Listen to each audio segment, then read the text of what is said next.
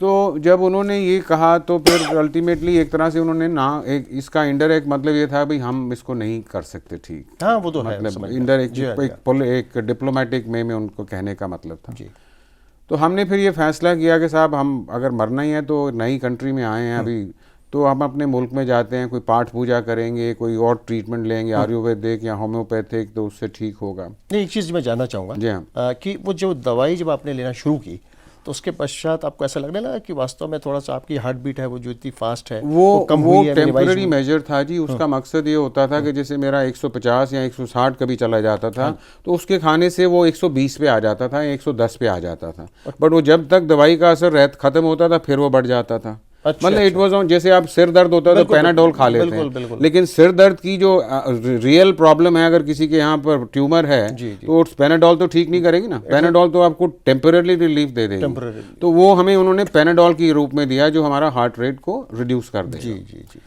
तो उसके बाद साहब हम यहाँ वापस आए इंडिया में और हमने बहुत दान पुण्य शुरू किए, मंदिरों में जा, गुरुद्वारों में जा, मस्जिदों में जा। क्रिश्चियन का तो उस टाइम हमें इतना आइडिया नहीं था, नहीं तो हम मस्जिद इसमें चर्च में भी जाते। वो ऐसे एक कहावत है ना कि मरता क्या नहीं करता, मरता क्या नहीं करता, बिल्कुल आपने सोने पे सुहागा। तो मरता क्या नहीं करता, तो जो जिसने कहा हमने किया। जी हाँ जी हाँ। पर कुछ हुआ नहीं साहब। अच्छा। मतलब वही उम्मीद रही कि आज हो जाएगा, कल हो जाएगा, बट उम्मीदें बहुत आई, बट चिन्ह कुछ नहीं नजर आया। होप अगेंस्ट होप है। तो एक दिन फिर मुझे एक मेरे मित्र मिले और उन्होंने कहा कि भी हमारा एक मित्र होता था सऊदी अरेबिया में, उसका नाम था RK चड्डा। वो एक हिंदुस्तान का बहुत बड़ा एस्ट्रोलॉजर बन गया, एक्चुअली था तो इलेक्ट्रिकल इंजीनियर। तो उसने कहा कि आप उसको मिलिए। वो उस टाइम जब मैं आया था तो बीजेपी पावर में थी और वो उसकी जो हॉटलाइन थी वो डायरेक्टली अडवाणी साहब और वाजपेयी के साथ डायरेक्ट लिंक था। इतना पावरफुल आदमी हो गया था। जी हाँ जी हाँ। तो उसको जो मिलो उसको आप अपनी पत्री दिखाइए और वो कोई हल निकालेगा इसका। तो हम उसके पास पहुंचे, हमारा तो बहुत अच्छा दोस्त था वो। तो जब उसके दफ्तर में गए तो उसके पास तो सुपर कंप्यूटर लगे हुए हैं वहाँ पर और उसकी हॉटलाइन है। तो खैर में हम उसके पुराने मित्र थे, उसने हमारा बड़ा अभिनंदन किया। अब पूरा हक भी बनता है। और फिर उसने हमें कहा कि अच्छा आप ऐसे करें, आप अपनी जन्म पत्री मेरे पास छोड़ जाएं, मैं इसको 2-3 दिन एनालाइज करूँगा, जी जी। तो उसके बाद मैं आपको बताऊँगा कि आपने क्या करना है। अच्छा। तो साहब हम 3 दिन के बाद उनके पास जब पहुंचे तो उन्होंने हमारी एनालिसिस पूरी कर रखी थी। और उन्होंने हमें कहा कि साहब जगमोहन आपके साथ कोई बड़ी समस्या नहीं है, आपका सिर्फ मंगल ग्रह जो है वो अच्छा प्लेस नहीं है इस टाइम, आप इस ट्रांजिटरी पीरियड से निकल रहे हैं 2-3 साल। तो आपने कुछ नहीं करना, आपने हनुमान मंदिर में जाके अच्छा हनुमान चोले चढ़ाने हैं। अच्छा। चोले समझते हैं हम क्या होते हैं? जो हनुमान जी की जो वो मूर्ति होती है उसके ऊपर वो सिंदूर का लेप करते हैं और उसके ऊपर वर्क लगाते हैं। अच्छा। तो वो सेरेमनी तो पंडित करेंगे, बट आप उसकी सामग्री ले जाइए और वहाँ आप बैठे रहिए। 2-3 घंटे की सेरेमनी है, आप उसको उसमें पार्टिसिपेट करिए। वो हफ्ते में 2 दिन होती थी, तो हमने वो शुरू कर दी। तो उस मंदिर में एक और डॉक्टर साहब भी आते थे जो हनुमान जी के भक्त। मैं कनॉट प्लेस के हनुमान मंदिर में जाता था। अच्छा। और वहाँ पर एक और हनुमान जी के बहुत बड़े मतलब अच्छे भक्त थे, वो डॉक्टर बन रहे थे उस टाइम, डेंटल सर्जन थे। अब तो बन गए हैं। उनका नाम डॉक्टर जितेंद्र अरोड़ा है। अच्छा। तो वो भी हनुमान जी के भक्त थे और एक्चुअली डेंटिस्ट्री पढ़ रहे थे बेंगलोर में। उनके फादर एक बहुत बड़े डेंटल सर्जन है दिल्ली में। अच्छा। तो वो अपने माँ बाप के इकलौते बेटे थे, तो हर तीसरे महीने उनके माँ बाप उनको दिल्ली बुलाते थे 3-4 दिन के लिए, बिकॉज एक ही बेटा है उनका। हाँ जी। तो वो पढ़ तो वहाँ रहे थे पर हर तीसरे महीने आते थे। और जब भी वो दिल्ली आते थे तो हनुमान मंदिर जरूर आते थे चोला चढ़ाने। आस्था है जी, आस्था है मेरे जी हाँ। तो हमारा एक दूसरे से आदान प्रदान हो गया। हम 2-2 ढाई घंटे बैठते थे। तो उन्होंने मुझसे पूछा भी आपके साथ क्या समस्या है। मैंने कहा जितेंद्र ऐसे है, मेरे पास कोई मुझे कोई फाइनेंशियल प्रॉब्लम नहीं है, मुझे मेरी हेल्थ की प्रॉब्लम है और मेरी ये समस्याएं हैं। अच्छा।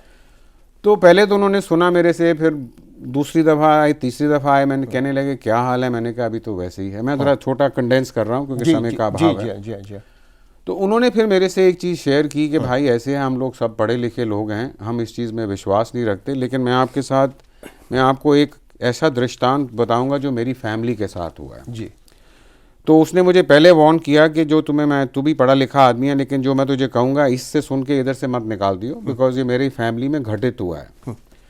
तो उन्होंने मुझे बताया कि उनकी फैमिली में उनसे एक छोटी बहन है, एक लड़का है, और मतलब परिवार में माँ बाप और एक बेटा और एक बेटी है। बेटी इनसे मतलब इनकी जो बहन है वो 2 साल छोटी थी। इनको एक अच्छा लड़का मिला और उसकी उन्होंने शादी कर दी। अच्छा। तो शादी जब कर दी तो वो परिवार तो बहुत अच्छा था, लेकिन उनकी जो सास थी वो बहुत पैसे की पीर थी, जिसको हम कहते हैं बहुत लालची। तो 2 साल उन्होंने इनके ऊपर डिमांड्स रखी in the form of dowry कि भाई ये चाहिए वो चाहिए। अब इनकी एक ही लड़की है, इन्होंने जो उन्होंने मांगा दिया वो, लेकिन वो कहने लगे कि 2 साल के बाद उनकी डिमांड्स इतनी बढ़ गई कि इनको कहीं ना कहीं उसको स्टॉप करना पड़ा। अच्छा जी। तो जैसे ही इन्होंने उनकी डिमांड्स को रोका जिस स्टेज पे, इनकी सास ने, लड़की की सास ने इसकी बहन के ऊपर एक जादू टोना किसी तांत्रिक के पास जाके अच्छा। इसके ऊपर कोई जादू टोना करवाया। अरे। और वो कहने लगे कि मेरी बहन जो इतनी खूबसूरत है और उसको मैं बाद में मिला भी हूँ, अगर वो मिस वर्ल्ड नहीं बन सकती तो मिस इंडिया तो डेफिनेटली बन सकती है, इतनी खूबसूरत है वो। अच्छा। तो वो कहने लगे साहब वो 1-1.5 महीने में वो बिल्कुल, जैसे हम पंजाबी में कहते हैं, सूख के कांड हो गई, मतलब बिल्कुल सूख गई वो। तो ये नेचुरली उसको अपने घर में लाए। ये ग्रेटर कैलाश में रहते हैं, हमारे साथ ही रहते हैं। जी जी। तो कहने लगे साहब, फिर इनके फादर जो थे डॉक्टर थे, और उनके पास जो इंडियन पॉलिटिशियंस हैं वो उनके बहुत पेशेंट्स हैं, जैसे पार्लियामेंट हाउस के एमपीज हुए या मिनिस्टर्स वगैरह। तो उन्होंने इनको बताया कि इन्होंने सब टेस्ट वेस्ट कराए, सब नॉर्मल निकले। अच्छा। लेकिन उनको बताया गया कि इनके ऊपर ये शारीरिक प्रॉब्लम नहीं है, ये इनके ऊपर डिमोनिक प्रॉब्लम है, और इसका समाधान डॉक्टर नहीं कर सकता है, इसका समाधान एक स्पिरिचुअल आदमी कर सकता है। अच्छा जी। तो आपको ये पता है कि हिंदुस्तान में खास तौर पे पॉलिटिकल लेवल पे जादू टोना बहुत प्रचलित है। आप नहीं जानते, मैं नहीं जानता, बट ये फैक्ट है। अच्छा। कि एक दूसरे के ऊपर ये बहुत इसका उपयोग होता है। हाँ। तो उन्होंने फिर इनको रेफरेंस दिया एक और स्पिरिचुअल आदमी हैं जो बहेड़ी में हैं, जी जी, जिनका जो स्पिरिट्स को लाइव निकाल देते हैं। जगमोहन छाबड़ी जी, मैं आपसे एक प्रश्न करना चाहूँगा। अभी आपने जो जिक्र किया कि साहब एक डेमोनिक पावर है, ये हम सुनते ही सुनते हैं, क्योंकि शायद इससे कभी हमारा नाता नहीं हो पाया या रिश्ता नहीं हो पाया या कुछ इस तरह का कोई एहसास या अनुभव नहीं हो पाया। तो मैं ये जानना चाहूँगा कि जो डेमोनिक पावर है ये वास्तव में ऐसा तो नहीं कि कहीं सुनी बातें हैं, आप क्या इसके बारे में? भाई मैं आगे जो गवाही दे रहा हूँ अभी मेरी खत्म नहीं हुई। जी जी। उसमें इसका आंसर आपको अपने आप मिल जाएगा। अच्छा जी, बताइए। जो आप पूछ रहे हैं उसमें उसका बहुत बड़ा रोल है। अच्छा जी, बताइए। तो उसके बाद साहब उन्होंने एक जिस आदमी के पास ये पावर थी उसको बुलाया। अच्छा। उन्होंने इनके घर में आके देखा उसको और कहा कि यहाँ इसके ऊपर तो बहुत जादू टोने हुए हैं। तो उन्होंने उनको एक कमरा काला कर दिया पर्दे लगा के, और उसने कहा कि उसने एक गिलास से पानी भर के और मेरी बहन को कहा कि थोड़ा सा सिप करो। मेरी बहन ने जैसे सिप किया उसने कहा खांसी करो। खांसी करी तो स्पिरिट बाहर आ गई, और उस स्पिरिट से ये लोग बैठे हुए हैं और उन्होंने बात की उससे। अच्छा। उसने कहा कि जी मैं कौन है, कहाँ से, उसने सब कुछ बताया कि कौन से तांत्रिक को यूज़ किया गया है, किसने कराया है, कि सास ने कराया, अल्लट पलट सारा कुछ उसने बता दिया। तो उस लेडी के ऊपर 6 स्पिरिट्स थी। तो इस आदमी ने हर एक दिन में एक स्पिरिट निकाली, तो 6 दिन में उसकी पूरी स्पिरिट्स निकल गई। उसके बाद वो कहते हैं मेरी जो बहन थी बिल्कुल नॉर्मल हो गई। तो जितेंद्र ने मुझे कहा, जगमोहन मुझे लगता है कि तेरे साथ भी ऐसी कोई समस्या है। मुझे हनुमान मंदिर में कहने लगा। मैंने कहा यार जितेंद्र तू पढ़ा लिखा डॉक्टर बन रहा है, मैं चार्टर्ड अकाउंटेंट हूँ, ये क्या बातें तू कर रहा है। ये हम बचपन में वो कॉमिक्स पढ़ते थे कि स्पिरिट आ गई, ये हो गया, ये कोई बात मानने की है। टार्जन वगैरह की जो कॉमिक्स होती थी वो पढ़ते थे। तो उसने साहब वाकई जो कहा मेरे यहाँ से मैंने कहा हनुमान मंदिर में बैठे हैं, हनुमान जी के चरणों में हैं, जब मेरा समय ठीक नहीं होगा, जब समय ठीक होगा तो सब हो जाएगा, सब ठीक हो जाएगा, ठीक ठाक हो जाएंगे। तो उसने मुझे कहा, मैंने इधर से सुना इधर से निकाल दिया, बिकॉज मेरे अंदर नहीं गई वो चीज़। अच्छा।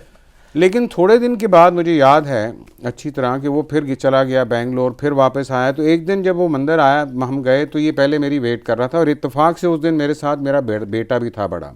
नॉर्मली मैंने एक एस्कॉर्ट रखा हुआ था जो मेरे साथ जाता था, क्योंकि मेरी हार्ट इतना ज़बरदस्त बीट करता था, मुझे लगता था मेरा रास्ते में कहीं किसी दिन मैं मर जाऊँगा। तो मैंने एक एस्कॉर्ट रखा हुआ था अपने साथ। तो एक दिन वो नहीं आया तो मुझे ज़बरदस्ती अपने बेटे को लाना पड़ा, बिकॉज मैंने चालीसा माना हुआ था और चालीसा के करीब मैं पहुंच गया था। अच्छा। तो अब देखिए प्रभु की क्या प्लानिंग होती है। तो जिस दिन मैं बेटा मेरे साथ था तो ये मेरे से पहले ही नॉर्मली मेरे से लेट आता था, बट मेरे से पहले आया हुआ था। कहने लगा वो जो आदमी स्पिरिचुअल है, जिसके पास वो पावर है, वो दिल्ली आए हुए हैं। तो मैं उसको, वो एक अलग धर्म के आदमी थे जी जी, तो मैं आपको वहाँ ज़रूर लेके जाऊँगा। जी हाँ। अब मुझे कोई इस चीज़ पे फेथ नहीं था, पर उस इंसान ने इतनी अच्छी निगाह से मेरे लिए कुछ कहा, मैं उसको नहीं कर सका। जी जी, तो साहब वो मुझे जहाँ वो ठहरे हुए थे वहाँ ले गया, मेरे साथ मेरा बेटा भी था। वहाँ गए तो वहाँ 500-600 आदमी, उनके घर में घुसना ही बड़ा मुश्किल था। अच्छा। और बहुत डिफरेंट रिलीजन, सरदार, हिंदू, मुसलमान, सब वहाँ एकत्रित थे और सारे फेथ के हाँ, सब फेथ के, और उतनी तारीफ कर रहे थे उनकी कि साहब इनकी तो बात ही छोड़ो। खैर उनके अंदर घुसना भी बड़ा मुश्किल था, बट ये जितेंद्र मुझे उनके हम सामने ले गया और उनको कहने लगा, साहब ये देखो, आपको मैंने अपने दोस्त के बारे में कहा था, आप उसको लाया हूँ, आप देखो। उसने साहब मेरी उंगली को ऐसे करके देखा और कुछ पढ़ा। उसके बाद वो 2 मिनट चुप हो गए, मतलब बिल्कुल चुप हो गए। जितेंद्र की उनके साथ बड़ी अच्छी तरह वाकफियत थी। तो जितेंद्र ने उसे पूछा, भी क्या हुआ जी गुरुजी? तो उन्होंने कहा, भाई मैं इस लाइन में 24 साल से हूँ, ये पहला केस मैं ऐसा देख रहा हूँ कि जिसके ऊपर ऐसा ब्लैक मैजिक हुआ है और अभी तक जिंदा है। मेरे हिसाब से इसको मर जाना चाहिए था। ये आज मुझे तो हैरानी ये हो रही है कि जिंदा कैसे है। इसके ऊपर तो जो हमारी साइंस में अल्टीमेट है वो हुआ है। तो जितेंद्र ने कहा कि जी इसको आप एक सैंपल दीजिए, क्योंकि नॉर्मली उनकी कहीं जगह है वहाँ पर जाके पहले मत्था टेकना पड़ता है, बड़ा सिस्टमेटाइज प्रोसीजर है, दस्तूर है, जो दस्तूर है। हाँ जी। तो उन्होंने वहाँ, और वो पैसे नहीं लेते, मतलब वो कोई कमर्शियल आदमी नहीं है, पैसे नहीं लेते, वो फ्री सर्विस देते हैं। अरे, तो उन्होंने साहब एक कमरा बनाया हुआ था बिल्कुल काला जिसको कहते हैं, और लोग भी वहाँ बैठते हैं, कोई खुफिया चीज़ नहीं थी। तो मुझे वहाँ ले गए, जैसे उसने कहा था जितेंद्र ने कि वो पानी से पानी पिलाते हैं, मुझे उन्होंने थोड़ा सा पानी पिलाया, मुझे कहा खांसी करो। जैसे ही मैंने खांसी करी, वो मेरे से स्पिरिट बाहर आ गई। और जो आपका क्वेश्चन था इसमें आंसर होगा, तो वो स्पिरिट से उसमें उन्होंने पूछा उनसे कि कहाँ से, और वो बिल्कुल स्पिरिट जो थी बिल्कुल हैदराबादी डायलेक्ट बोल रही थी, एब्सोल्युटली हैदराबादी डायलेक्ट। अच्छा अच्छा। तो उन्होंने उनसे पूछा कहाँ से हो, बोले कि हैदराबाद से हैं, और बड़ी क्लियर ऑडिबल वॉइस। अच्छा। और कितने हो? बहुत हैं। किस किस पे हो? इस पे हैं, इसकी बीवी पे हैं, इसके बच्चों पे हैं, इसके घर पे हैं। कुछ इस तरह से बोला, हैदराबाद की हूँ नहीं, हैदराबाद, वो टिपिकल जो हैदराबाद भाषा है, वो स्टाइल ही ऐसा है, बिल्कुल स्टाइल ही ऐसा है, वो हैदराबाद की हूँ मैं। हाँ, मैं हैदराबाद की हूँ नहीं हूँ। अच्छा। तो फिर साहब वो मुझे उन्होंने और भी 2-3 क्वेश्चन पूछे, बट मुझे ध्यान नहीं अभी। बट जो मेन चीज़ मुझे ध्यान है जी, कि वो स्पिरिट जो है अंग्रेजी बोलनी शुरू कर दी। ओह, और ये जो स्पिरिचुअल गुरु थे, इनको अंग्रेजी नहीं आती, तो इन्होंने उनको डांटा है, साले अंग्रेजी बोलता है, तो खैर मेरा सिलसिला, उनके पास समय नहीं होता, 500 लोग होते हैं, तो आधा मिनट 1 मिनट से ज़्यादा का समय नहीं होता। उसके बाद मेरा बेटा आया, मेरे बेटे से भी वो बच्चे की स्पिरिट निकली। और वो बोलने लगा कि साहब मैं इसका खून पी रहा हूँ और 1 साल में मैं इसको एक्सीडेंट करके ख़त्म कर दूंगा। बाप रे। खैर हम वहाँ से, और वो जो स्पिरिचुअल गुरु थे मेरे बहुत करीब, बड़े एक तरह से मेरे से बहुत उन्होंने मोहब्बत और याराना दिखाया। छाबड़ा साहब आप फिक्र मत करो, अब तो आपकी समस्या पकड़ी गई, अब तो कुछ दिन की बात है, आप बिल्कुल ठीक हो जाओगे। आप कल मेरे साथ बहेड़ी चलो। अच्छा। आपके साथ मैं आपकी गाड़ी में चलूँगा। अच्छा। खैर साहब हम घर आए, हमने अपनी मेरी मदर एक बहुत विजडम वाली मदर थी, और हमने वाइफ से डिस्कस किया। तो अल्टीमेटली हमने इस फैसले पे किया भाई इन चीज़ों में आदमी ना ही जाए तो अच्छा, पता नहीं क्या होगा इसका। तो हमने घर में कोई 2 घंटे तक इसके ऊपर डिबेट की और अल्टीमेटली कहा कि हम नहीं जाएंगे। मुझे आपको कुछ खतरे की घंटी सुनाई दी, मतलब कुछ हमें लगा ना भाई क्या नहीं कि भाई और ही ना, अभी तो सांस आता है कहीं वही बंद ना हो जाए।